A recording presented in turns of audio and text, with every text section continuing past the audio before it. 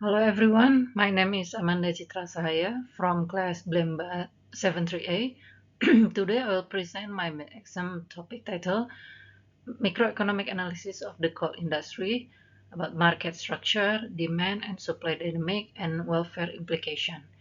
In this presentation, I will explain how the coal industry works from microeconomic perspective, including demand, supply trend, market structure, and economic welfare effects of government policies.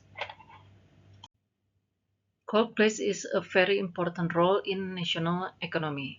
It contributes to export revenue, government income, and employment in mining regions. In addition, coal is also a major energy source for electricity generation in Indonesia, especially for coal-fired power plants operated by PLN. Indonesia exports coal mainly to China, India, and several Southeast Asian countries. However, despite its economic importance, the coal industry is facing increasingly challenges from environmental concerns and global transition toward renewable energy. Even though coal is very important for the economy, the industry is facing several challenges. One major challenge is the global energy transition. Many countries are gradually reducing their coal consumption and shifting toward renewable energy sources for solar, wind, and hydropower. With transition could be potential reduce global demand for coal in the future. Another major challenge comes from environmental concerns. Coal production and consumption contribute significantly to carbon emissions, which are linked to climate change. As a result, the world is experimenting environmental impacts such as rising temperature, sea level increase, and extreme weather. Because of this issue, many governments are implementing strict environmental regulation on fossil fuel industries. In addition to environmental concerns, government regulation also influences the coal industry. One important policy in Indonesia is a domestic market obligation or DMO policy. This policy requires coal producers to allocate their part of production to domestic market, especially for electricity generation. The main objective of the policy is ensure domestic energy security and stable electricity prices. To understand the coal industry, we need to analyze the demand and supply dynamics. Indonesia is the one largest coal exporter in the world. Coal demand is mainly driven by electricity generation and industrial activities. At the same time, coal supply depends on the factors such as mining capacity, investment in mining infrastructure, and government regulation. This demand and supply interaction determine the overall coal market condition itself.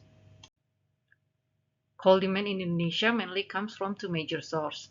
The first source is domestic demand, particularly from electricity generation. Coal is widely used by PLN power plants because it's relatively cheap and reliable compared to other energy sources. Therefore, coal remains the backbone of the electricity generation in Indonesia. The second major source of coal demand is export demand. Indonesia exports coal mainly to countries such as China, India, Southeast Asian countries. When a global economic activities increase, industrial production and electricity consumption also increase.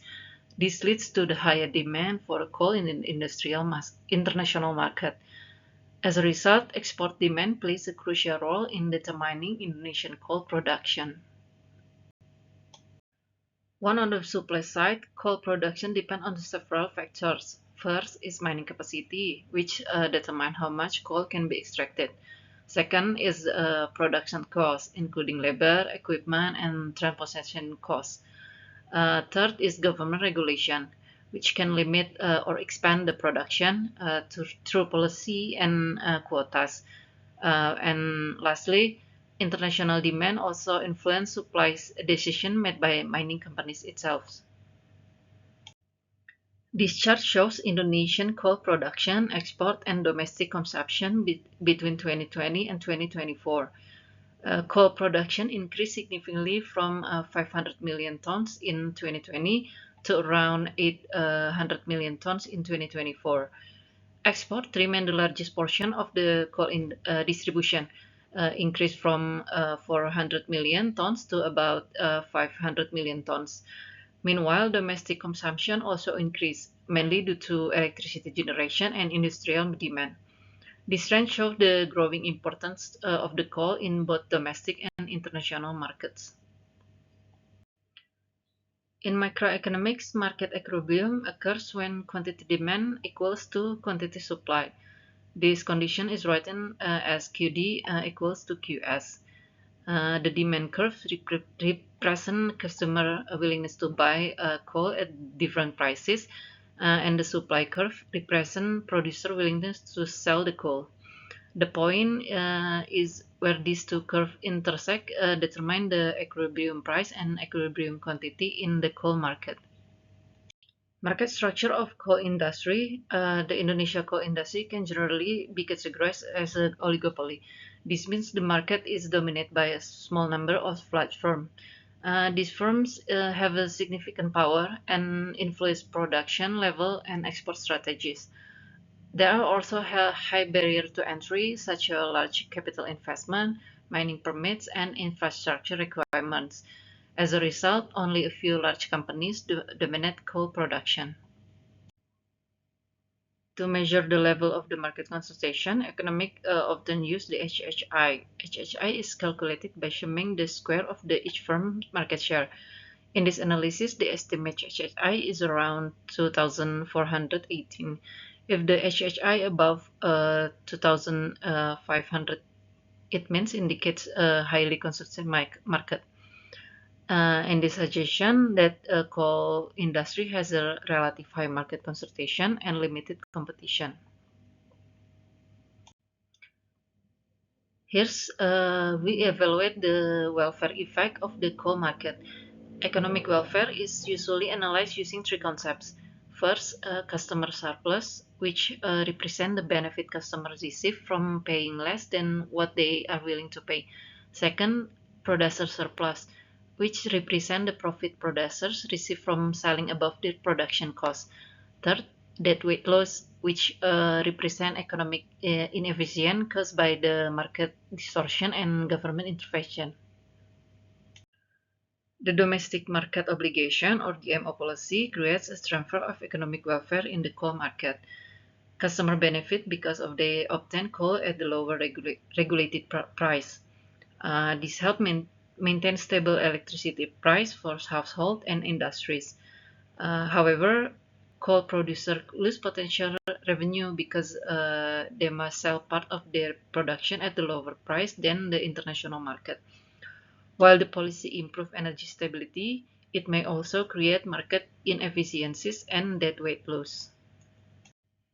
The coal industry also faces an important economic and environmental trade-off. On one hand, coal contributes significantly to economic growth, employment, and export revenue. On the other hand, coal production and consumption contribute to carbon emissions and environmental damage. Therefore, government must balance short-term economic benefits with a long-term environmental sustainability. To conclude this presentation, first, demand supply dynamic continue to drive coal production growth in Indonesia, especially due to strong export demand. And second, the coal industry structure is oligopolistic, with several large firms dominating the market. Third, the market concentration analysis using HHI indicates that industry is relatively concentrated. Finally, government policy and environmental concern will play an important role in shaping the future in the coal industry. In summary, the coal industry remains a critical sector in Indonesia's economy. However, the industry must adapt to changing global energy trends and environmental pressures. Understanding demand, supply, and market structure is essential for the designing policy that balance the economic growth and the sustainability. Thank you for the attention.